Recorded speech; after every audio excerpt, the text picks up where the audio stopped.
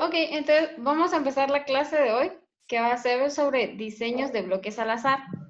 Ok. Como ustedes saben y ya habíamos hablado anteriormente, tienen material en la plataforma en donde están ya presentaciones, donde está la descripción y las características principales de este diseño. Incluso también hay un video en donde pueden ver ustedes cómo se realiza el ANDEVA para este tipo de diseños. Espero que ya lo hayan, ya se hayan metido y que ya hayan visto esos materiales. Y como, esta es como la clase anterior, ¿verdad?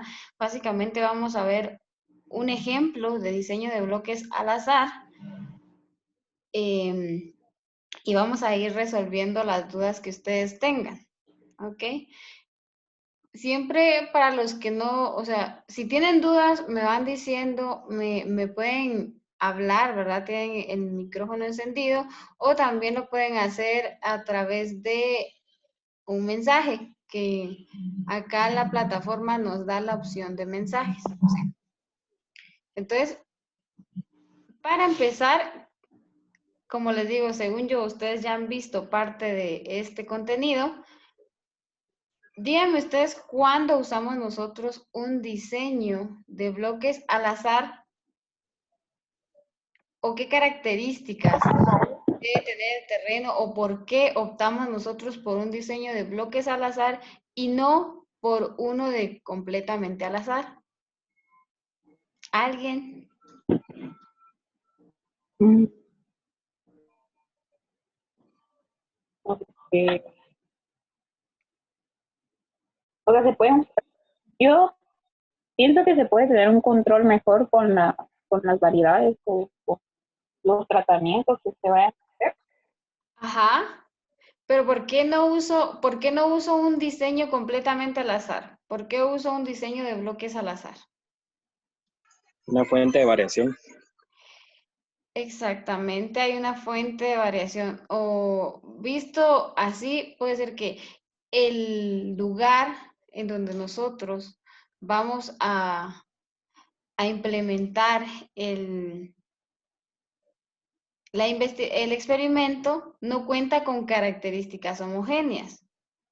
Igual puede ser el campo, o sea, puede ser el lugar en donde lo vamos a implementar, o también puede ser que no tengamos homogeneidad en el material, ¿sí? En el material que nosotros vayamos a utilizar para las unidades experimentales. Entonces estamos teniendo otra fuente de variación, pero esa fuente de variación a nosotros no nos interesa evaluarlo, o sea, no es parte de nuestra evaluación, porque si esa fuente de variación nos interesara, entonces tendríamos otro factor, tendríamos que meterlo como otro factor. Pero en este caso, esa parte o esa fuente de variación, pues no nos interesa tanto a nosotros, por lo tanto, buscamos un diseño que nos permita utilizar o trabajar con esa fuente de variación, ¿verdad? Sin ponerle tanta importancia ya en el análisis de varianza, o mejor dicho, en mis conclusiones,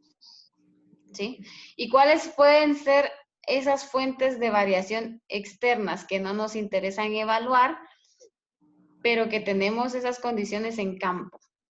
¿Algún ejemplo de ello? Pendiente.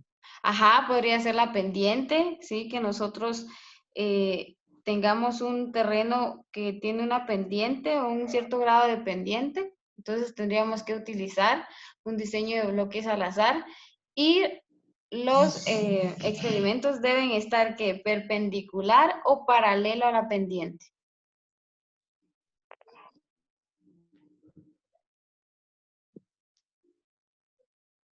¿Alguien? Tiene que estar perpendicular, ¿verdad? Contrario a la dirección de la pendiente. ¿Cuál podría ser otra fuente de variación? Externa a lo que nosotros vamos a evaluar. Podría ser también que, por ejemplo, si fuéramos a trabajar con material vegetal, ¿sí? Que el material vegetal venga de diferentes plantas, por ejemplo, y ahí tiene que ver la genética de cada una de las plantas, entonces podríamos utilizar como bloque la planta de origen en donde nosotros obtuvimos el material a utilizar. Podría ser también, por ejemplo, la sombra, la dirección de la sombra, dirección del viento, ¿sí? Entonces, como les digo, al final es cuando tenemos una fuente de variación externa, ¿sí? Y no contamos con condiciones homogéneas. Lo ideal siempre va a ser tener condiciones homogéneas. Y lo ideal siempre va a ser utilizar el diseño más simple, que en este caso es completamente al azar, pero no siempre vamos a encontrar las condiciones para poder utilizar ese tipo de diseños. Entonces, por eso es de que ya están estas variantes, ¿sí? Entonces, ¿estamos ahí?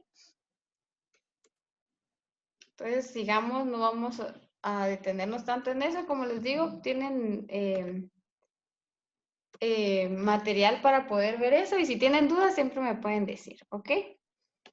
Entonces, aquí está, ¿verdad? Aquí está lo que de lo que estábamos hablando, cuáles serían nuestros criterios de bloqueo para utilizar un diseño de bloques al azar. Y aquí podemos ver algunos ejemplos que dice dirección del viento, gradiente de temperatura, gradiente de fertilidad, de luminosidad, entre otros, ¿verdad? ¿Sí? Entonces, en este caso estamos diciendo que es diseño A. Vean, este lo van a encontrar con dos nombres. Pueden encontrarlo como diseño de bloques al azar o van a encontrarlo también como diseño de bloques completos al azar. Cualquiera de los dos nombres es correcto, ¿sí?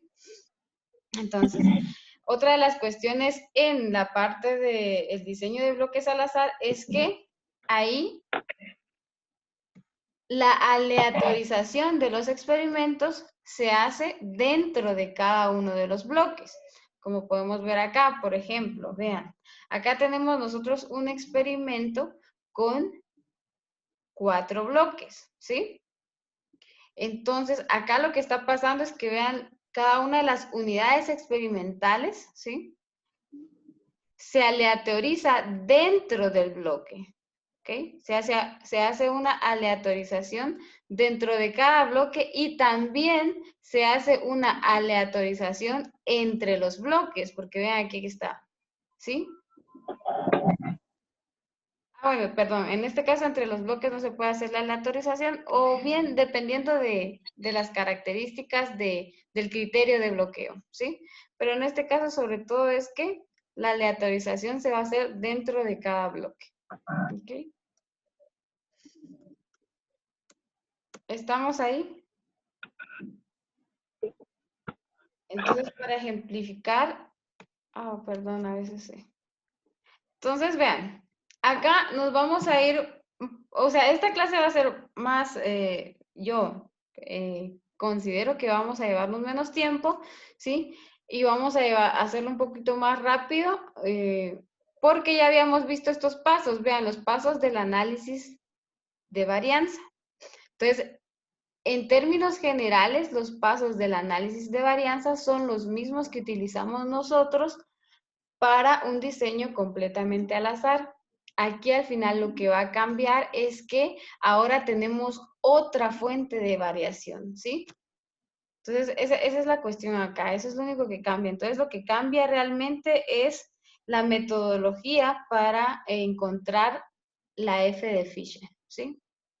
Pero entonces los pasos van a ser los mismos. Vamos a tener el planteamiento de la hipótesis estadística, definir el nivel de significancia, describir el modelo estadístico para este tipo de diseños. Vamos a ver esta otra parte que no la vimos en el ejercicio anterior, pero que también se debe tomar en cuenta, que son los supuestos para el modelo estadístico que estamos utilizando. El análisis de varianza como tal, la sumatoria de cuadrados, los cuadrados medios y la obtención de la F de Fisher, ¿verdad? Calculada. Y también vamos a ver esta otra parte que no la habíamos visto en el ejercicio anterior, que es el coeficiente de variación. Entonces vamos a ir viendo qué es cada uno de estos pasos. ¿Okay? Entonces vamos a trabajar con el siguiente ejemplo, que dice, en Córdoba, Argentina, se realizó un ensayo para evaluar el rendimiento en kilogramos de materia seca por hectárea de una forrajera megatérmica, con distintos aportes de nitrógeno en forma de urea. Las dosis de ureas probadas fueron 0, control, lo que va a ser nuestro testigo en este caso, 75 kilogramos por hectárea, 150 kilogramos por hectárea, 225 kilogramos por hectárea y 300 kilogramos por hectárea.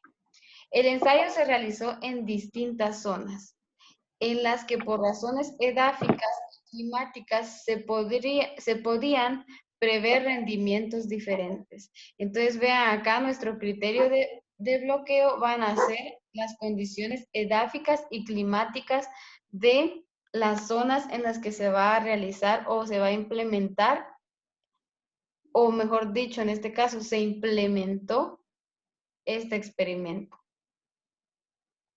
Entonces, sigamos adelante.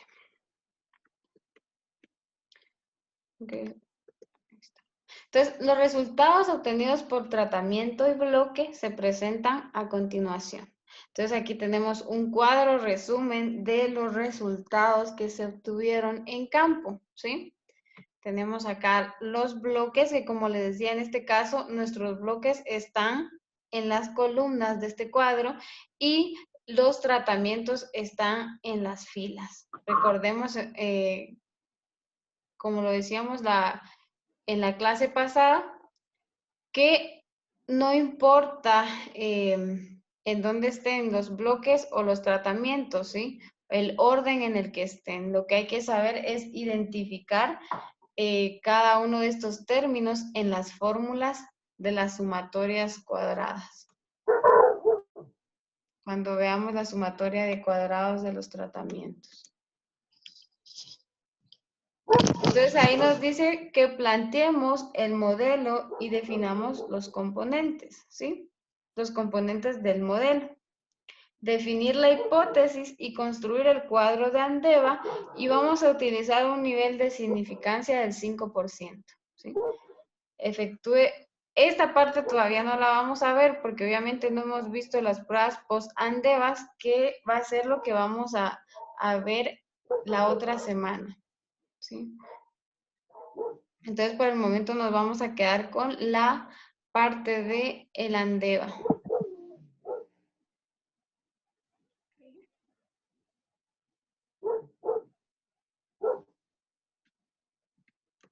Ok, entonces vamos acá. Solo acá quería cambiar esto, pero vamos a... Aquí es del 5%. Vamos a trabajar con lo que nos dice el problema. Entonces veamos acá. Como primer paso, entonces, tendríamos el planteamiento de la hipótesis y definir el nivel de significancia con el que vamos a trabajar. Entonces acá tenemos nuestra hipótesis, siempre lo dicen que lo pueden hacer de forma descriptiva o de forma simbólica, como está acá, ¿sí? Entonces nuestra hipótesis estadística dice, nuestra hipótesis alterna dice que todos los tratamientos, ¿sí? O no hay diferencias significativas entre los tratamientos evaluados. También podemos decir eso que significa que todos los tratamientos son iguales, ¿sí? Y para contrastar, tenemos nuestra hipótesis alterna que nos indica que por lo menos uno de los tratamientos presenta diferencias significativas o lo mismo que decir que no todos los tratamientos son iguales, ¿sí? Vamos a trabajar con un nivel de significancia del 5% para este ejemplo. ¿Ok? Y recuerden que el nivel de significancia, pues al final lo determina el investigador. ¿Ok? No es que sea algo fijo. En el ejemplo anterior y en este ejemplo hemos utilizado el 5%, pero no quiere decir que todo el tiempo vayamos a utilizar el 5% o que ya esté determinado que vaya a ser el 5%. Puede ser el 10%, el 1%, el 5%, que son los 3 valores de significancia más utilizados. ¿Sí?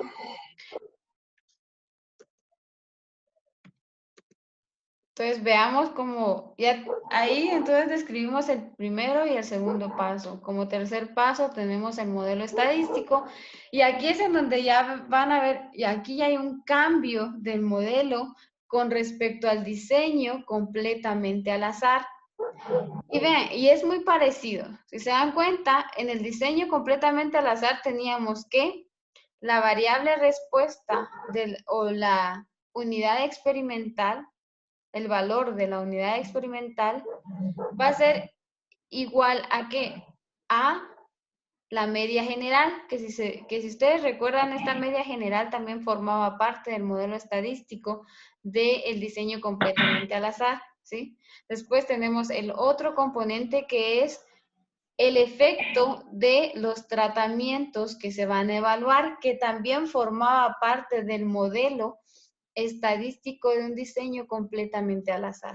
También tenemos el error experimental, ¿sí? De la IJésima unidad experimental, que formaba también parte del modelo estadístico del diseño completamente al azar. Ahora, ¿cuál es la diferencia acá? Es que estamos sumando una fuente de variación más al modelo, que en este caso va a ser el efecto de los bloques, ¿sí? Entonces, esa es la única diferencia, si se dan cuenta. Acá la diferencia entre los modelos del diseño completamente al azar y bloques al azar es que para bloques al azar vamos a tener una fuente de variación más, ¿sí? Entonces, aquí tenemos la descripción de cada uno de los componentes para este ejemplo en particular. Entonces tenemos que Y y J representa la variable de respuesta de la IJésima unidad experimental. Mu representa la media general del rendimiento de materia seca en kilogramos por hectárea, ¿sí?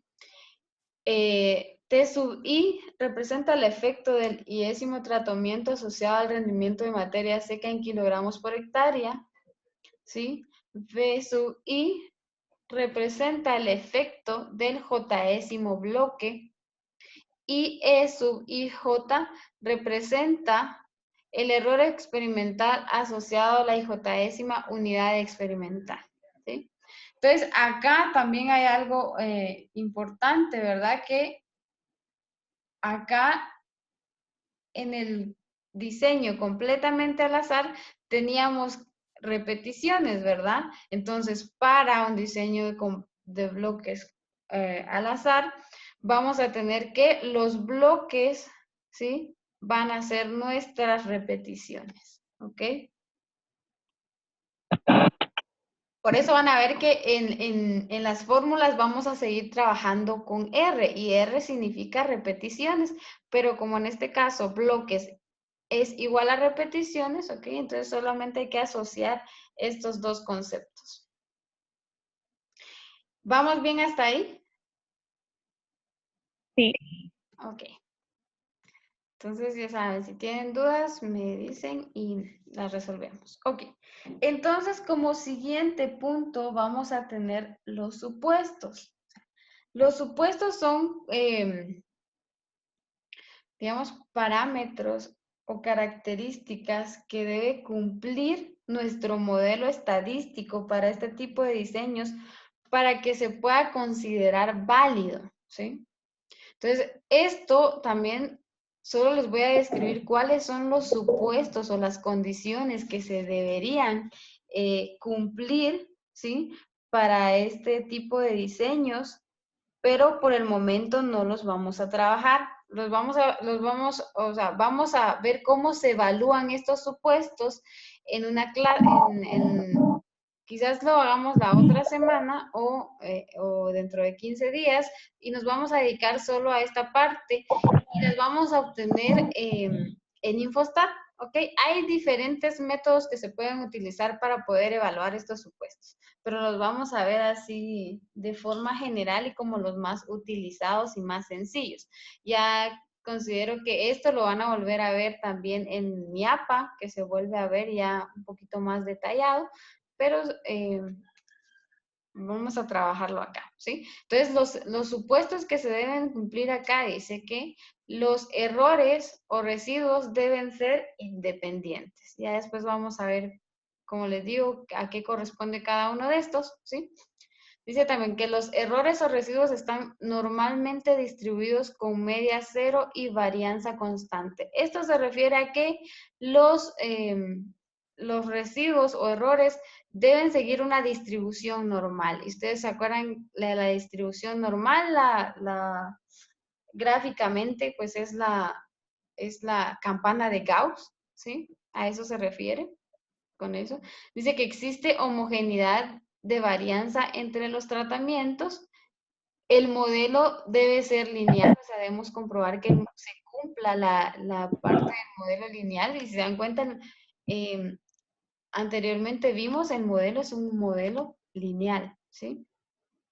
Y acá también se debe cumplir que no haya interacciones entre los bloques y los tratamientos, ¿ok? Esos son los supuestos que se deben evaluar. Estos supuestos se pueden evaluar antes o después de realizar el ANDEVA.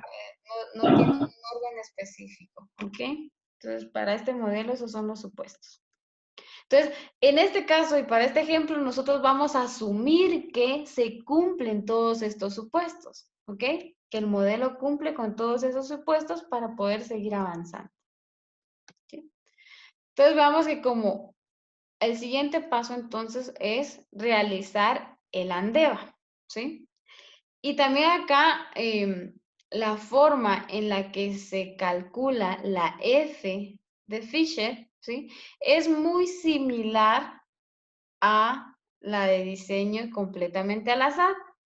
¿Qué quiere decir eso? Que si ustedes ya manejan la parte o entienden cada uno de cuáles son los componentes de diseño completamente al azar, se les va a hacer mucho más fácil entender cómo calcular el ANDEVA para un diseño de bloques al azar, ¿sí?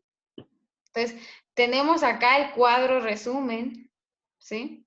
En donde tenemos los valores de los tratamientos y si se dan cuenta acá, yo lo que hice en este cuadro resumen es que calculé la sumatoria, ¿se recuerdan de esto, verdad? Y sub I punto. ¿Qué significa Y sub I punto?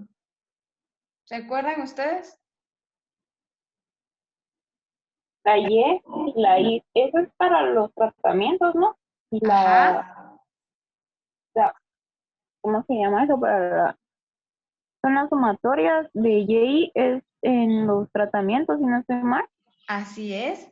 Y sub I punto y está indicando que es la sumatoria del tratamiento, en este caso, pues vean, el tratamiento 1, o sea, es la sumatoria de todas las repeticiones del tratamiento 1. Eso es lo que nos está indicando, ¿sí? Ok, entonces son. Ajá. Y Y punto J, ¿qué significaba? ¿A qué hacía referencia? Ingeniera, yo tengo una duda Dígame. respecto a cómo se ordenan los datos, digamos, porque cuando dan, así como en los cortos que nos dan hecho en laboratorio, Ajá. uno tiene que ordenar la tabla, pero mi duda es si los bloques y los tratamientos se ordenan distinto a como los tienes ahí, No, o sea, es a criterio propio, no lo sé, eso quiero saber. exacto, es a criterio propio, era lo que les decía. En este caso, para este ejemplo, vea, los bloques están formando mis columnas, ¿sí? Pero yo pude haber hecho todo lo contrario y haber puesto a los tratamientos de este lado, ¿sí? Como columnas. Entonces, eso no importa.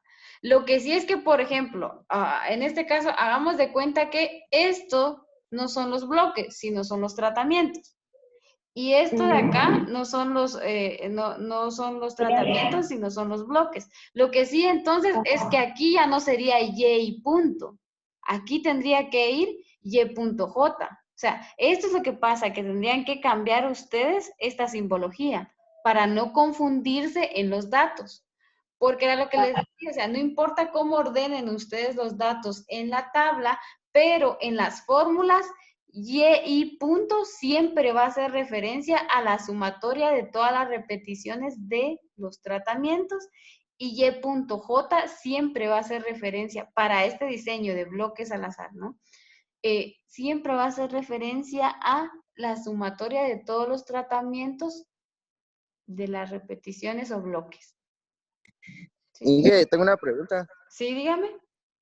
Entonces, aquí en este caso, las I serían los tratamientos y las J serían los bloques, ¿no? Sí, así es. Sí. Ah, ok, gracias. Okay, sí. Entonces, eso es lo que deben identificar. Y les digo yo que para esto, para este tipo de diseños, igual para diseño completamente al azar, también se cumple que y punto hace referencia a, bueno, en este caso, la I hace referencia al número de tratamientos y la J hace referencia al número de bloques. Pero no siempre va a ser así, porque cuando nosotros tengamos ya, trabajemos con diseños factoriales, dejen de estar jugando. Cuando trabajemos ya con diseños factoriales, esta codificación sí ya puede cambiar, ¿sí? Entonces, siempre tenemos que, siempre tenemos que ver la descripción del modelo para poder saber quién es quién, ¿sí? ¿Estamos ahí?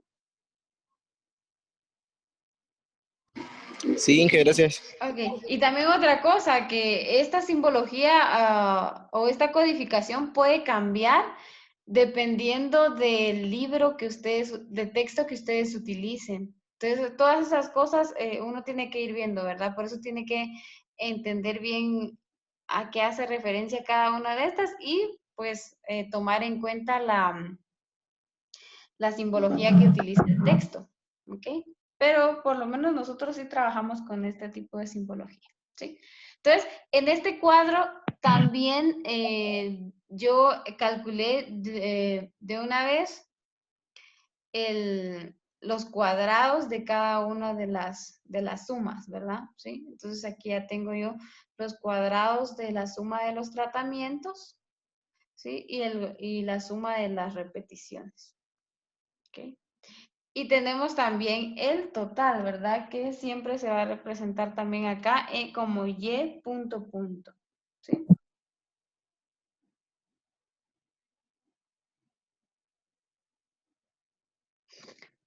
Ok. ¿Estamos bien ahí? ¿Podemos seguir? Sí. Ok. Va, entonces acá tenemos el cuadro de Andeva para un diseño de bloques al azar. Entonces, es lo que siempre les he estado repitiendo, ¿no? Vean acá la forma en la que se calcula la F, ¿sí? Es muy similar, o sea, el proceso es el mismo, el procedimiento es el mismo. Lo que va a cambiar acá es que ahora tenemos otra fuente de variación. Y la fuente de variación que nos está dando los bloques, ¿sí? Entonces acá también lo vamos a tenerlo como parte del análisis, ¿verdad? Porque se acuerdan que en la de diseño completamente al azar, también tenemos repeticiones, pero las repeticiones no forman parte de nuestro cuadro de Andeva porque no nos está ocasionando variación alguna, ¿sí? Porque se supone que las condiciones en las que estamos trabajando son homogéneas, pero en este caso sí ya tenemos como otra fuente de variación los bloques. Entonces, como fuentes de variación para un diseño de bloques al azar, vamos a tener los bloques, los tratamientos, ¿sí? Que son las dos fuentes de variación que nosotros estamos controlando. Y vamos a tener como fuente de variación el error experimental que es aquella fuente de variación que no podemos controlar, que puede ser el material genético, el manejo del experimento, etcétera, ¿sí? Y el total, como les decía anteriormente, no es que sea una fuente de variación, pero está ahí porque lo necesitamos para poder sacar el cuadrado medio, ¿sí? Y también obtener la parte de la sumatoria de cuadrados del error. Entonces, por eso es de que está ahí, pero no es que forme o no es que sea parte de las fuentes de variación, ¿sí? Entonces, la forma en que obtenemos los grados de libertad, vean, para bloques es repeticiones o bloques menos 1, ¿sí? Para los tratamientos es tratamiento menos 1, el error experimental, si se dan cuenta casi, aquí ya cambia un poco la forma en que se obtiene el error experimental porque estamos diciendo que va a ser tratamiento menos 1 por repeticiones menos 1. Y el total, que siempre lo seguimos sacando de la misma forma, tratamiento por repeticiones menos 1. ¿Sí? Y tenemos también la sumatoria de cuadrados. ¿Sí? Entonces, vean acá. Por ejemplo, para la sumatoria de cuadrados de los bloques, ¿qué es lo que vamos a utilizar acá arriba? ¿Sí? Si se dan cuenta aquí, lo que estamos utilizando es y.j al cuadrado. ¿Qué quiere decir esto?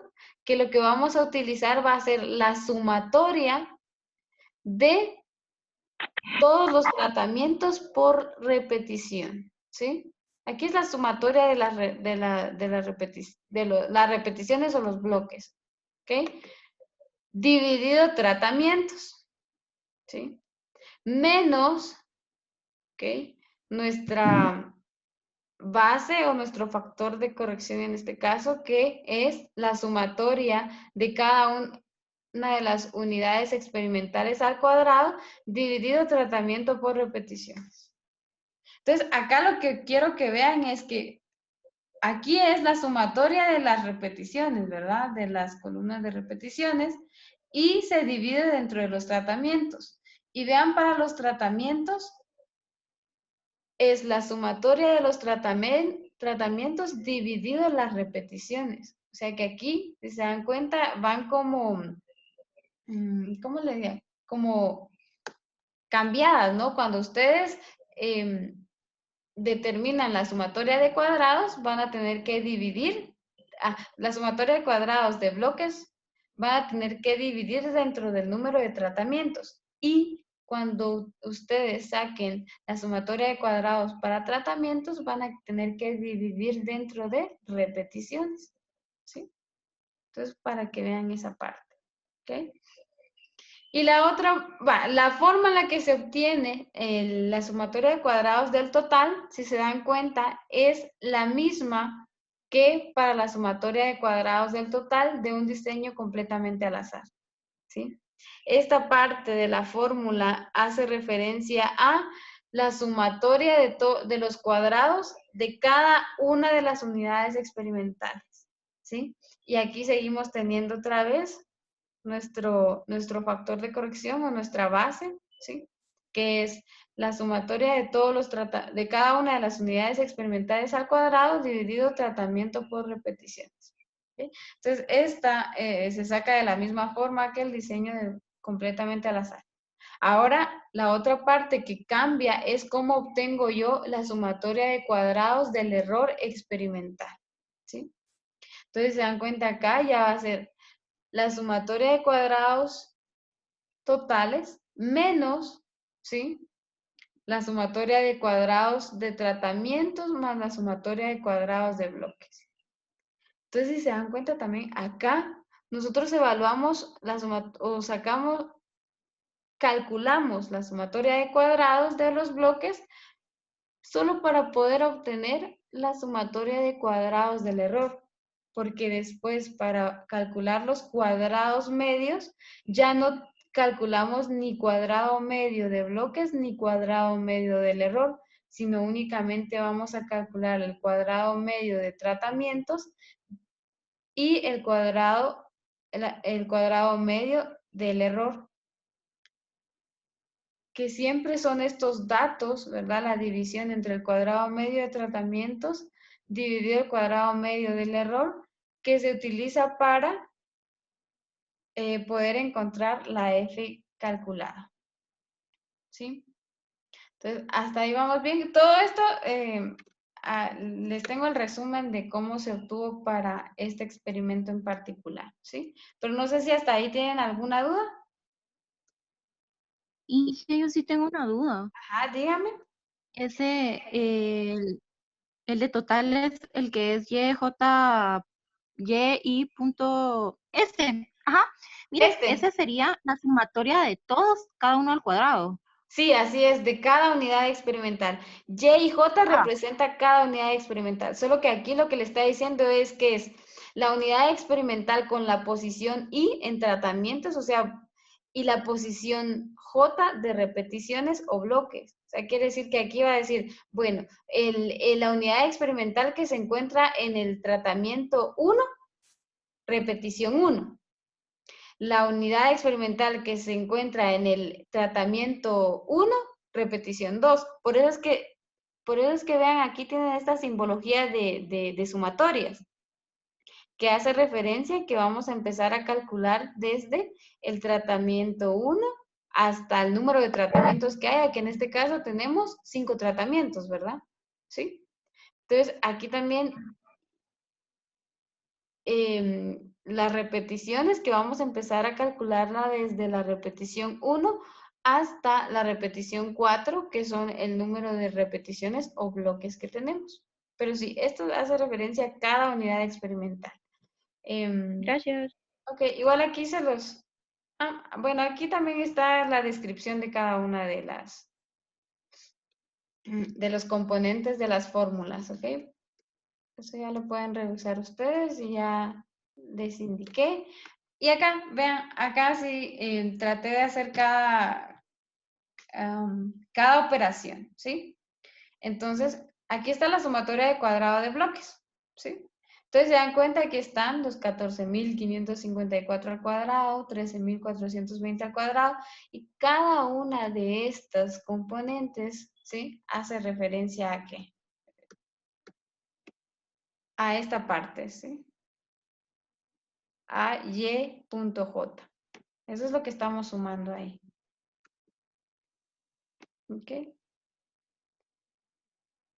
Y la resta respectiva dentro de la sumatoria del total al cuadrado dividido en número de tratamientos por número de repeticiones. ¿Sí? Y este es el resultado que tenemos. Ya lo vamos a ver en el cuadro resumen. ¿Ok? También tenemos la sumatoria de cuadrados de tratamientos, entonces, que si se dan cuenta, vean acá los datos, tenemos 7.891, 9.994, 11.892, 12.374, 12.951. Estos están en orden. Esto corresponde a la sumatoria del tratamiento 1, tratamiento 2, tratamiento 3, tratamiento 4, tratamiento 5, que lo podemos verificar en la tabla. Vean, acá está la tabla que corresponde a los valores que están en la fórmula. ¿Sí? Dividido 4, que corresponde al número de repeticiones. Y esto se resta con nuestro factor de corrección. O sea que aquí, si se dan cuenta, al final lo que estamos sacando es una diferencia. ¿Sí? Es una diferencia de cuadrados dentro de las respectivas sumas. Y esto, si se dan cuenta, es como una media de los valores del valor total al cuadrado. ¿Ya? La única diferencia acá es que todos, vean, todos estos datos están al cuadrado. ¿Sí? Esa es la cuestión. ¿Vamos bien hasta ahí? ¿No tienen dudas? ¿No? ¿Podemos seguir? Sí, siga. Ok. Es que a veces digo, no sé si siguen ahí. Ok, entonces tenemos la sumatoria de cuadrado del total, que era lo que decía, creo que Shirley era, ¿verdad? De que acá está, sí, es cada uno de, cada valor de cada unidad experimental que forma parte del experimento. Solo que aquí obviamente yo no los puse todo porque como son 20 datos, entonces tendría una fórmula muy grande, ¿sí? Pero es lo que estoy tratando de representar acá. Y siempre todo dividido, ¿sí? Las sumatorias de cuadrados del total, ¿sí? Aquí está, el total, la sumatoria del total al cuadrado dividido número de repeticiones por tratamientos, ¿sí? Y tenemos también la sumatoria del cuadrado del error, que ya es únicamente la resta, ¿sí? La resta de estos tres valores. Como siempre vamos a tener en primer lugar a la sumatoria de cuadrados del total, que era lo que les decía anteriormente. Esta sumatoria del cuadrado del total debe ser el valor más grande que ustedes obtengan de estas sumatorias, ¿sí? Porque las fórmulas ya están dadas, ¿verdad? Ya están ¿cómo se dijera? Hechas de forma que siempre la sumatoria de cuadrados de total les va a dar un valor mayor a la sumatoria de cuadrado de tratamientos y la sumatoria de cuadrado de bloques. Ahora bien, acá hay otra cuestión. La sumatoria del cuadrado de bloques más la sumatoria del cuadrado de totales debe ser menor a la sumatoria de cuadrados del total. ¿Por qué? ¿Por qué la sumatoria de estos dos valores debe dar un número menor a la sumatoria de cuadrados del total? ¿Se acuerdan de lo que les dije en la clase anterior? ¿Qué condición debe cumplir esta suma o esta resta? ¿Qué condición se debe cumplir en mi sumatoria de cuadrados del error? ¿Alguien?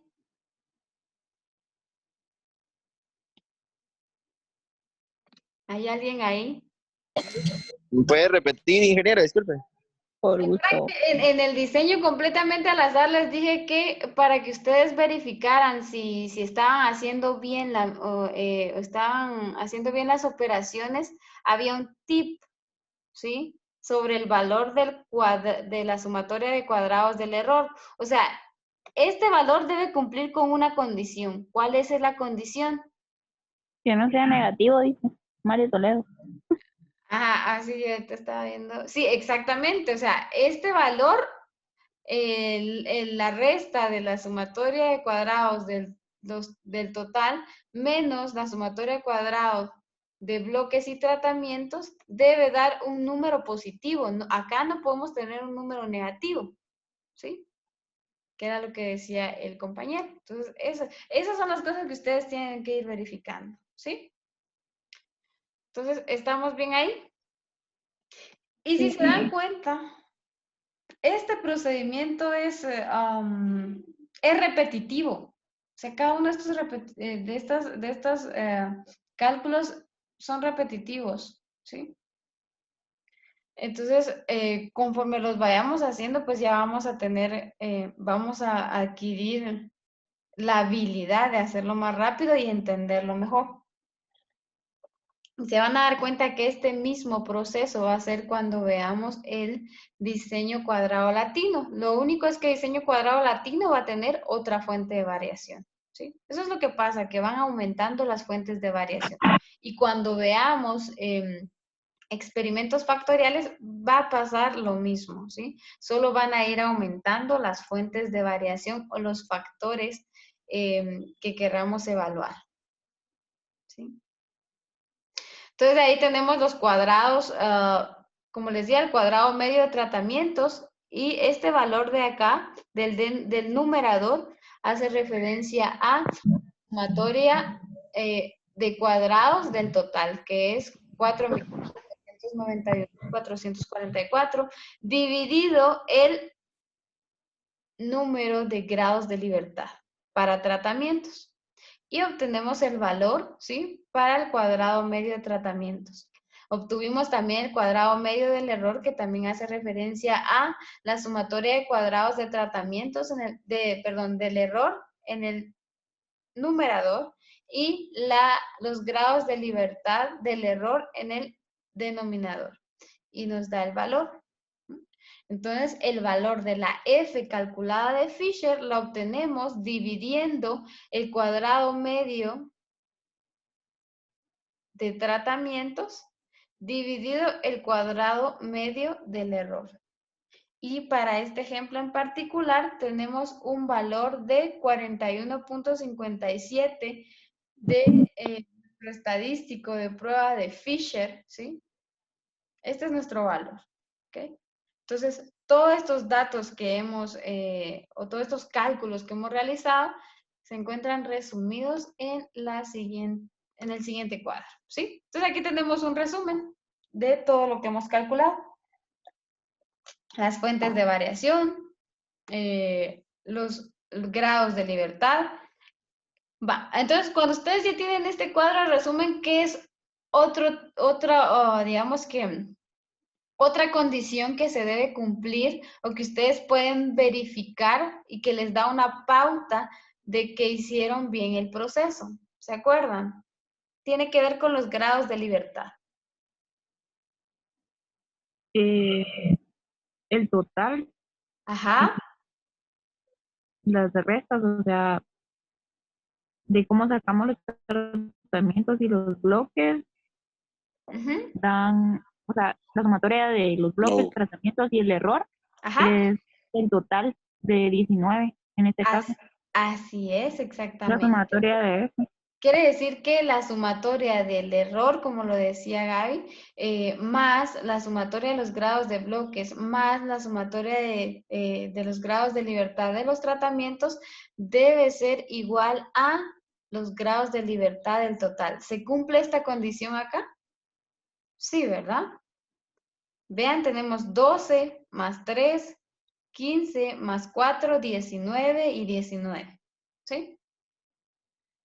Entonces, esto ya es otra pauta. Tenemos la sumatoria de cuadrados, los cuadrados medios, nuestro valor de F calculado y tenemos nuestro valor de F de tabla, que en este caso también es 2.87, ¿sí? Ya les envié también, no me acuerdo si se los había enviado antes, pero por si no, se los volví a enviar para que ustedes tengan esa tabla en PDF. Se las mandé en el grupo de WhatsApp, ¿sí? Sí. Entonces, teniendo todos estos datos que a lo que queríamos llegar era nuestra F calculada, ¿sí? Ahora que nos corresponde o el siguiente paso es la regla de decisión, ¿sí? O sea, ya tenemos los valores de F calculado y F de tabla, pero entonces ahora tenemos que compararlos y tomar una decisión. ¿Quién es más grande?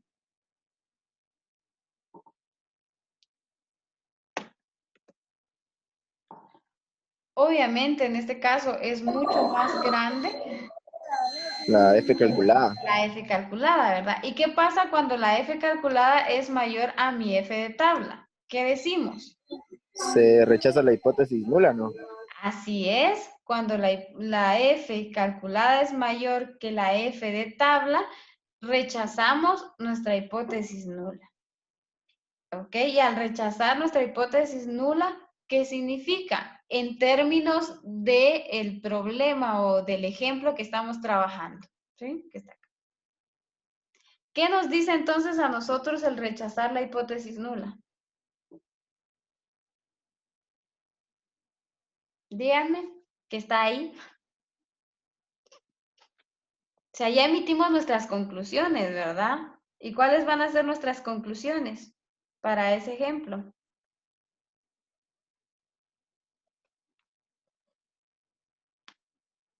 ¿Alguien? ¿Cuáles son nuestras conclusiones? Ok, hay un mensaje para mí aquí, vamos a ver. Que se acepta la hipótesis alterna. Ajá. Que al menos uno de los tratamientos produce un resultado diferente. Así es, que al menos uno de los, aquí se valida la hipótesis alterna, ajá, que significa que por lo menos uno de los tratamientos nos está dando resultados diferentes o medias diferentes, ¿sí?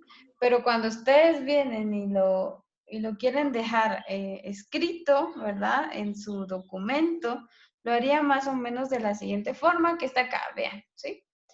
Nuestra conclusión sería que, ¿se acuerdan que siempre hay que indicar a qué nivel de significancia estamos trabajando, ¿verdad? Porque podría ser que para un nivel de significancia al 5% sí sea, sí haya diferencia, pero si trabajamos a un nivel del 1%, podría ser que no. Entonces, es importante dejar indicado a qué nivel de significancia estamos trabajando. Entonces, mis conclusiones para este ejemplo fueron las siguientes. A un nivel de significancia del 5%, hay evidencias suficientes para indicar que existe diferencia significativa en el rendimiento de materia seca en kilogramos por hectáreas. Por lo menos uno de los tratamientos. Y aquí mismo estoy dando una recomendación, estoy diciendo, se recomienda realizar un análisis post-ANDEVA para evaluar cuál o cuáles de los tratamientos están presentando diferencias significativas. ¿Sí? Entonces, así es como lo debe. Obviamente, esto va con mis palabras. Ustedes pueden describirlo de forma diferente, ¿verdad? Pero que al final nos esté diciendo lo mismo, ¿sí? Ujú. Y recordemos entonces también que el ANDEVA, que les comentaba en la clase anterior también, que el ANDEVA únicamente nos dice si hay o no hay diferencia, pero no nos está diciendo qué tratamientos, ¿verdad? O tratamientos son los que están presentando esa diferencia. Entonces, por eso es importante realizar el análisis post-ANDEVA que vamos a ver la otra semana. Entonces, de igual forma, a ver, eso lo quiero ver. ¿Cuál es el que sí? Ok.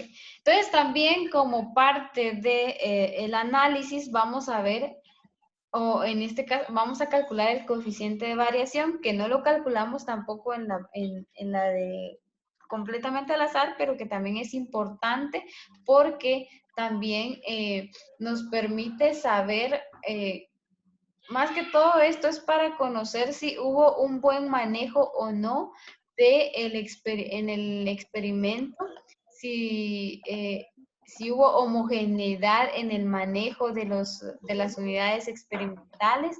Para eso nos sirve el coeficiente de variación. Porque recuerden que el coeficiente de variación nos dice a nosotros qué tan alejado está qué tan alejado o cercano está cada uno de las unidades experimentales con referencia a la media general, ¿sí? Entonces, vean, en este caso, el coeficiente de variación entonces se da en porcentaje, ¿sí? Y va a ser igual a la raíz cuadrada del cuadrado medio del error dividido la media general, ¿sí? Entonces, para este ejemplo tenemos que hay un coeficiente de variación de 5.83. Pero entonces, ¿qué nos está diciendo este coeficiente de variación? Porque hay que saber interpretarlo, no solo calcularlo. Entonces, se dice que en investigaciones experimentales, para poder decir que hubo un buen manejo del experimento, se acepta un valor máximo de coeficiente de variación del 20%, ¿sí? Aunque también este límite queda a consideración del investigador, ¿sí? Eso lo pone el investigador o lo pone por ejemplo, en este caso podría ser la casa financiante, por ejemplo, ¿no? La institución financiante. Eso ya es depende de criterios, ¿verdad? Personales de los investigadores. Y esto, de hecho, pues ya está determinado porque también se hicieron investigaciones, ¿no? Acerca de, para poder ponerle un límite al coeficiente de variación, ¿sí? Entonces, esto ya es en base a experiencias que se han obtenido en otros experimentos, y también es importante señalar que el coeficiente de variación que aceptado, o el límite de coeficiente de variación aceptado, también va a depender en algunos casos del tipo de experimento. Entonces, hay experimentos o de la naturaleza del experimento. Entonces, dependerá mucho de eso, ¿sí? Entonces, veamos que para el ejemplo se tiene un coeficiente de variación de 5.83, lo que indica que los valores de cada una de las unidades experimentales es bastante cercano a la media general. Ahí dice general, pero es general. Por lo que se puede concluir que hubo un buen manejo del experimento, ¿sí? Entonces, esto también es importante. Entonces, este coeficiente de variación, vean, es bastante pequeño, entonces sí, se puede concluir, se puede indicar que hubo un buen manejo del experimento. Cuando me refiero a manejo del experimento, puede ser el manejo cultural, el manejo agronómico, también... ¿Cómo? ¿Alguien habló ahí? ¿No?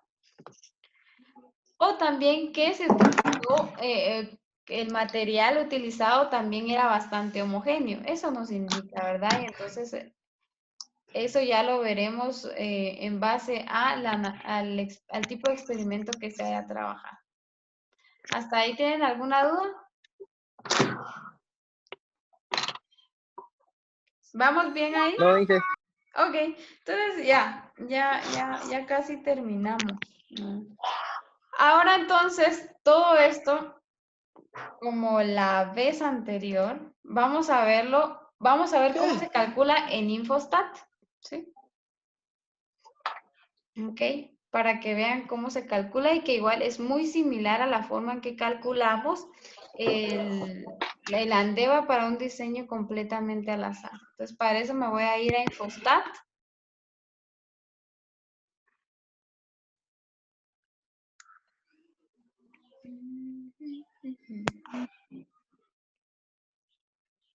Ok, entonces van a ver que es muy sencillo poder calcularlo en Infostat. Entonces, ¿se acuerdan que les dije que había dos formas en las que ustedes podían ¿cómo es? Importar los datos de Excel, ¿sí? Entonces, en este caso, yo voy a borrar esto bueno, yo creo que es muy difícil que lo vean. Entonces, mejor dejémoslo así. Yo ya importé los datos de Excel, que pudieron ustedes haberlo importado de la siguiente forma, ¿sí? Abrir tabla. dije, disculpe, no sé si soy solo yo, pero no me aparece nada en la pantalla. ¿No le parece? Ah, ok, permítame, voy a No, no revisar. parece. Ok, qué bueno que me Parece. digan, gracias. Vamos a ver otra vez.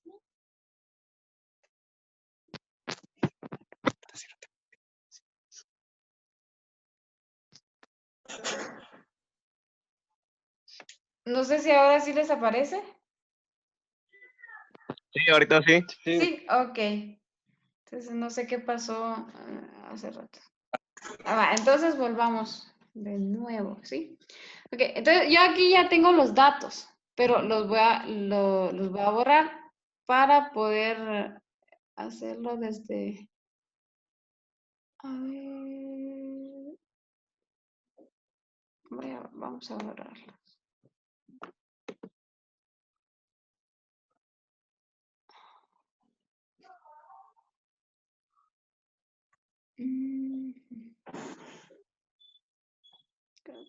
No.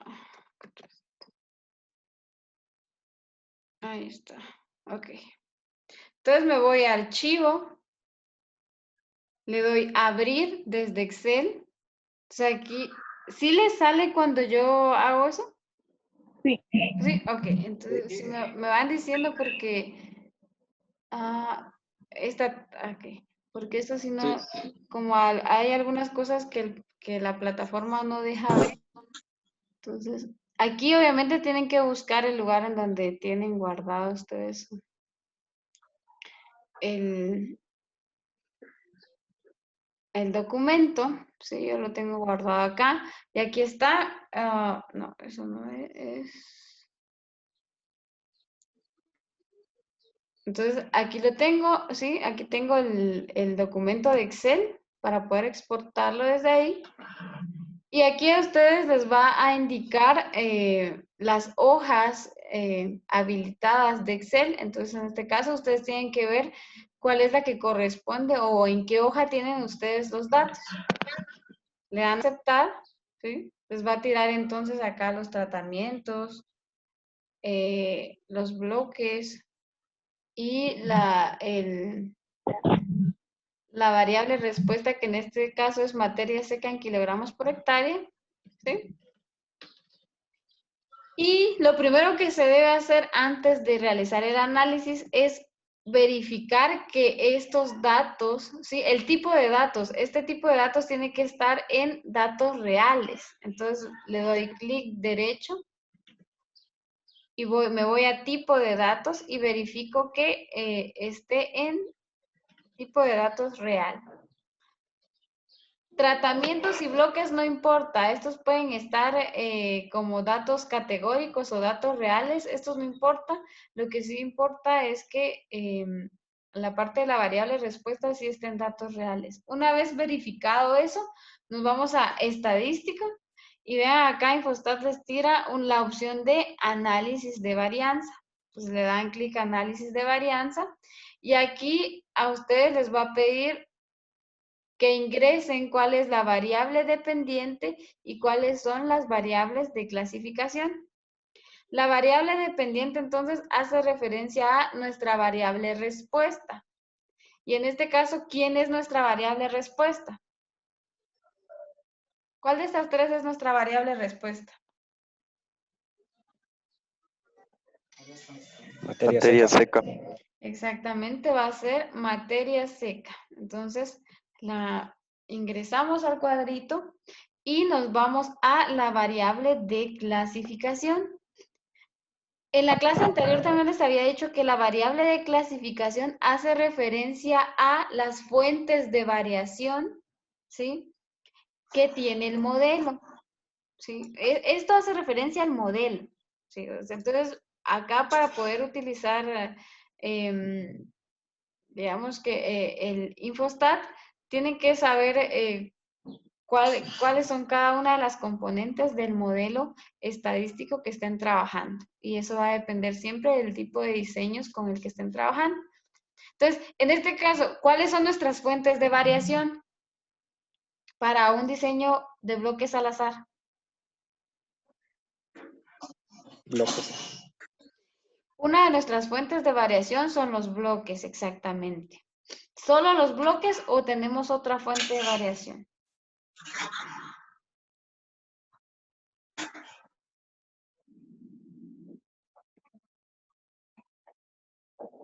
¿Alguien?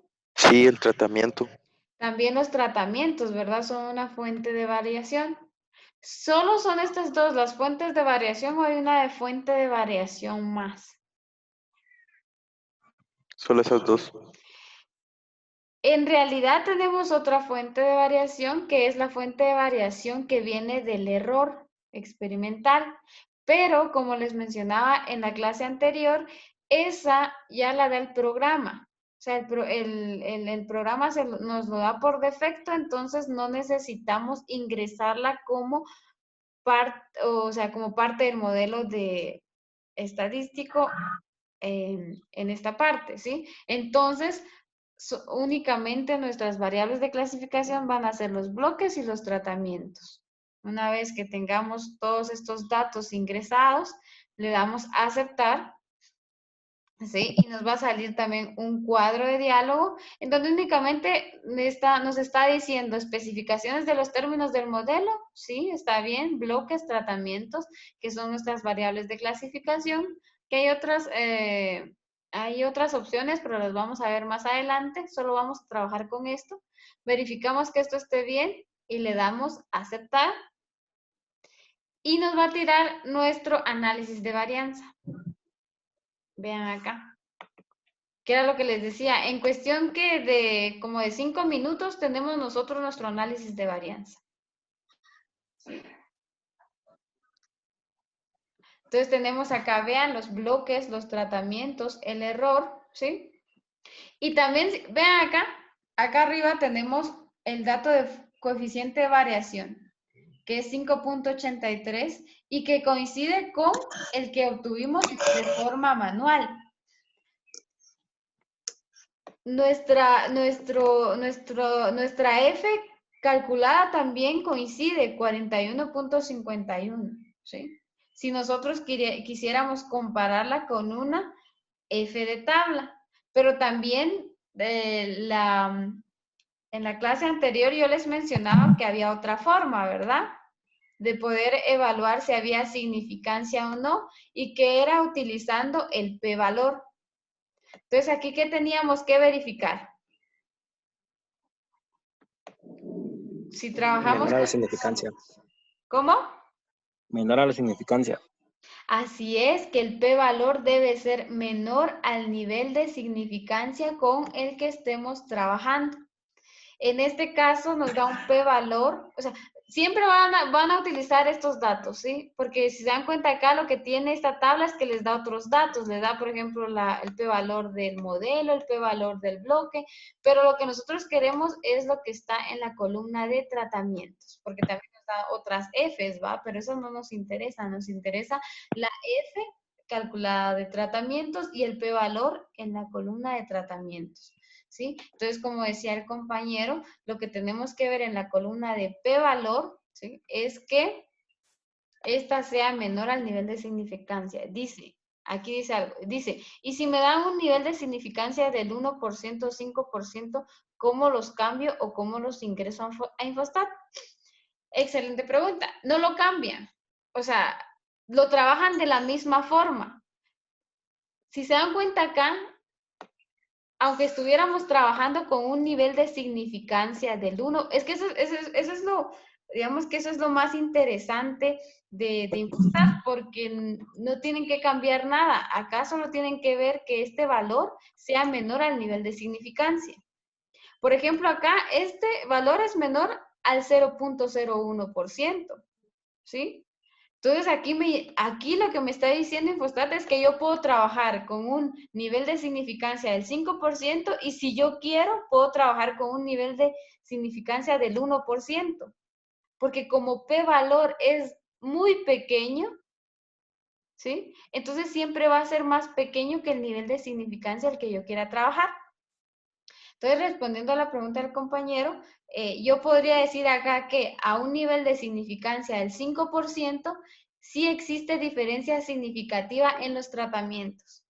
Y también podría indicar que a un nivel de significancia del 1%, también existe diferencia significativa en los tratamientos. Entonces, ¿qué es digamos qué es lo bonito de esto? Es que ustedes pueden cambiar el nivel de significancia, ¿ya? Pónganle, ustedes trabajaron, bueno, digamos que ustedes trabajaron en este experimento, ¿sí? Y dijeron ustedes, voy a hacer la evaluación con un nivel de significancia del 5%. Pero al momento en que vinieron e hicieron los cálculos en Infostat, se dieron cuenta que podían trabajar a un nivel de significancia del 1%. Entonces, ¿con qué nivel de significancia trabajarían ustedes y por qué? ¿Seguirían trabajando al 5% o cambiarían su nivel de significancia al 1%?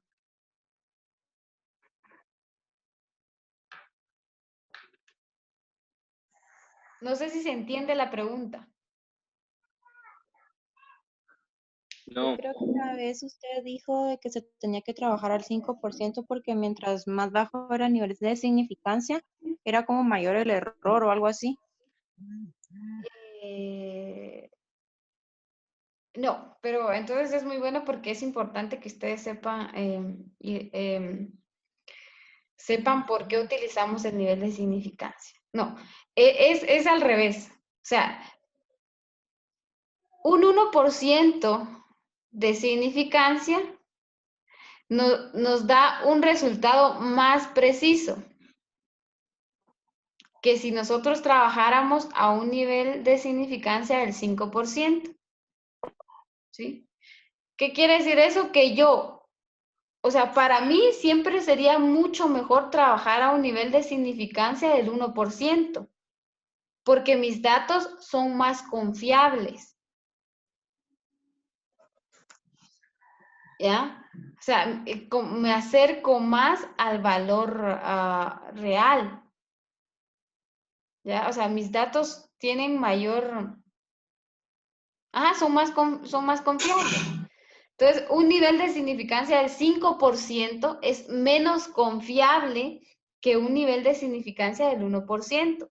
Entonces, si yo tengo este p-valor que es menor, o sea, que es un valor muy pequeño, y yo quiero, ahí se trata como yo quiero impresionar digamos, a mis evaluadores. Entonces, obviamente, si yo les presento una investigación con un 99%, que es significativo, a un 99% de confianza, ¿sí? Que es lo mismo que decir un nivel de significancia del 1%, o sea, es mucho mejor y ellos van a estar más convencidos, ¿sí? Si se los presento a un nivel de significancia del 1%, que si se los presentara a un nivel de significancia del 5%. No sé si ahí me doy a entender.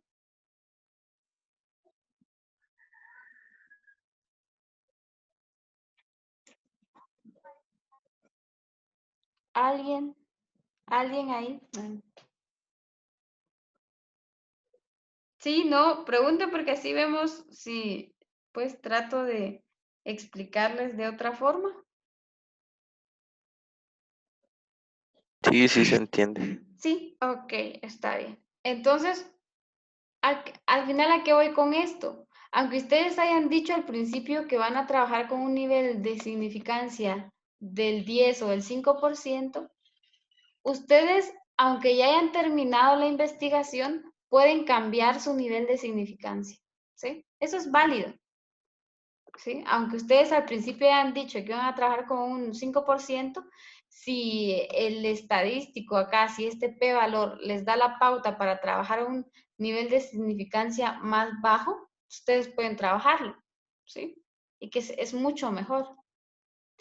Entonces, ¿estamos bien hasta ahí? Podría cambiarlo ahorita ahí al 5% para ver cuánto da.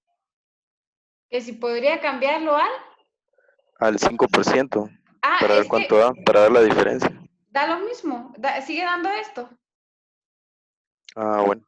Es a lo que les digo, o sea, aquí este valor no lo pueden cambiar, ¿ya? O sea, lo que usted puede cambiar es su nivel de significancia con el que está trabajando.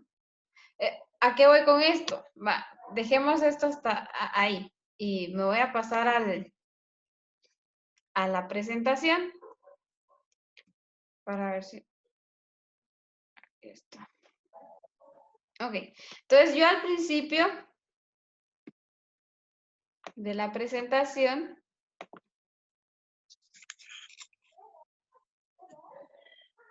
había dicho que iba a trabajar a un nivel de significancia del 5%, a eso voy.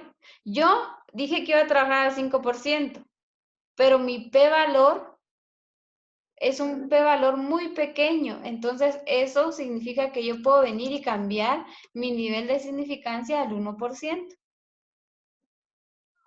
Y aún cambiando este nivel de significancia al 1%, sigue siendo significativo, ¿sí? Por el valor que me está dando en Infostat.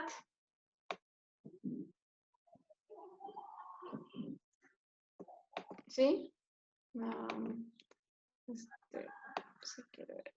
Es que esto tiene otras cosas.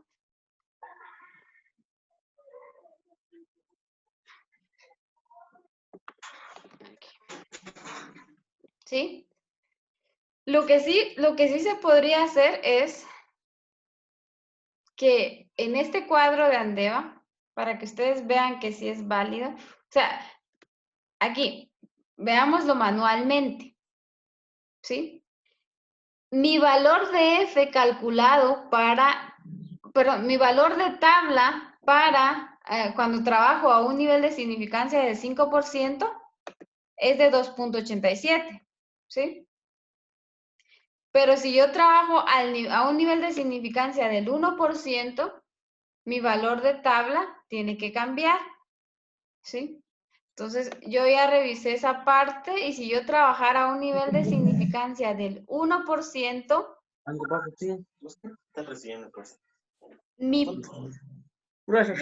mi F calculado sería este, vean, lo voy a poner acá. Sería 4.43. Vean, acá. Si trabajo al 1%, este sería mi F de tabla. ¿La F calculada es mayor a la F de tabla? Sí. Sí, por lo tanto, entonces acá manualmente también puedo decir yo que rechazo mi hipótesis nula. ¿Sí? Rechazo mi hipótesis nula porque mi valor calculado es mayor a mi valor de tabla. ¿Sí? ¿Se entiende ahí? Los veo un poco confundidos.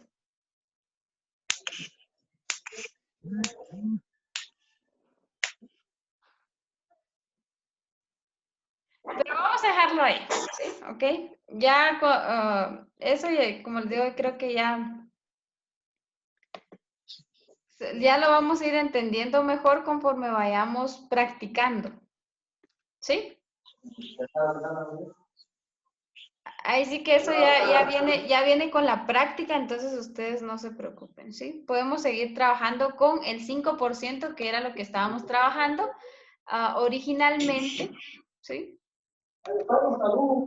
Y volviendo a esta parte, entonces, como mi p-valor es más pequeño a mi nivel de significancia, entonces llego a las mismas conclusiones.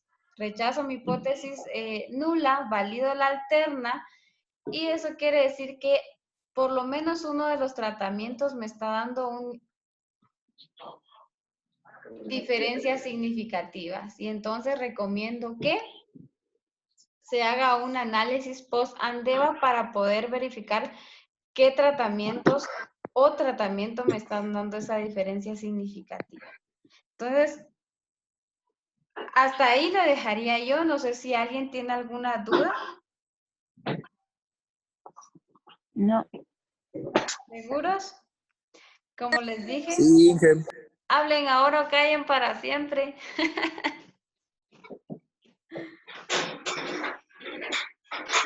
Ok, entonces si no hay dudas, ahí lo dejaríamos. La próxima semana vamos a ver los análisis post-Andeva. La próxima semana, a los que están, después voy a dar esa información al resto del grupo, pero la otra semana sí ya voy a tomar en cuenta la asistencia porque son consideraciones, o sea, vean, eso ya es, digamos, mandato de nuestras autoridades, ¿sí? De que ya vamos a tomar en cuenta la asistencia y de que las clases van a ser en el horario normal, o sea que nuestras clases van a ser de 8:20 a 9:40 los miércoles y jueves, ¿sí? Bueno, ingeniera. Para que los Gracias. tomen en cuenta. Y este material lo voy a subir también a la plataforma este fin de semana para que ustedes puedan verlo y los compañeros que no pudieron estar en la clase pues también lo puedan ver. Entonces, ahí Por ello es que lo siento. ¿Cómo? Ya no sé si me hablan a mí o le hablan a alguien más. El micrófono, vos, bruto. Estoy hablando con los pollos aquí del rancho. Ajá, usted está diciendo, cállate, pollo. Mamá, Gracias, cierra el Inge, muy YouTube. amable. Está bien, chicos, entonces estamos ahí. Los veo la próxima semana. Que tengan un feliz fin de semana largo, que ojalá ya no tengan más tareas. Ay, bien, tengo mucho que hacer. Qué aburrido. Ay, que lo siento entonces, créanme. Sí, que no voy a dejar tarea. No, para esta semana no, hasta la próxima. Bueno, Inge, Los voy a gracias. dejar, por mi parte los dejaré descansar estos 3 días. Inge, si hace una hoja de trabajo para el examen, nos avisa. Sí, Como sí, un claro. preexamen. Sí, claro, yo les aviso. Ujú. Gracias, Inge, Vamos a muy verlo. amable. Ok, Y está con el bien. auxiliar ya no hablaba. No, pero no se preocupen, yo voy a hablar con ellos mañana porque sí necesito ponerme de acuerdo Pero esta porque semana sí habrá. yo No, corte. esperaría que no, porque si ya van ustedes en tal vez un repaso, porque ya ven que sí, como les digo que nuestras autoridades nos están pidiendo comprobación de que estamos dando las clases, entonces yo me imagino que sí va a dar, pero tendría que ser un repaso tal vez, no puede seguir avanzando si nosotros no hemos avanzado, entonces sí voy a hablar con ellos y yo les doy la información, no se preocupen, Gracias. ahí nos mantenemos informados en el chat. Ok chicos, entonces feliz tarde. Gracias, igual. Gracias igual.